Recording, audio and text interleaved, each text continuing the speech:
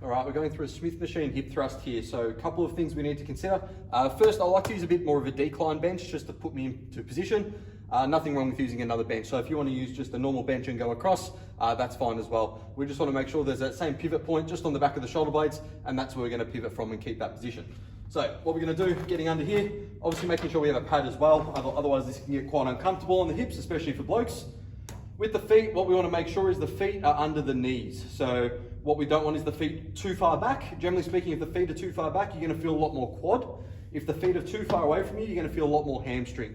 So everyone's different with their foot position. You're just going to have to play around with it and find what works best for you to get the maximum output through your glutes.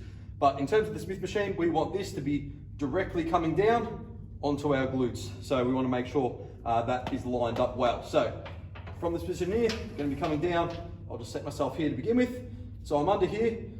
What we're doing, coming up, taking this out, and we're ready to begin the movement. So core nice and strong. What we want to focus on is as we come down, everyone will try and do this. So if you notice what my bum's doing, I'm overextending my lower back over this pad at the end. We don't want that. You find if you're going into there, into overextension through lower back, we're taking the glutes out of the movement, which is what we don't want. So what we want to focus on first is actually hinging through here. So imagining your chin's tucked and you're trying to slightly lean forward as you still push this away from you and control down.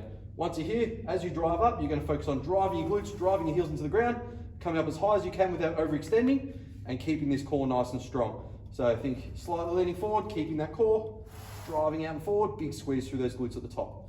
Controlling down, drive up, nice big squeeze, keeping that slight chin tuck.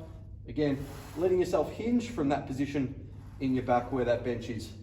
Driving up and through, gonna go one more, control down, and driving up and through. Once you're done, racking the weight up.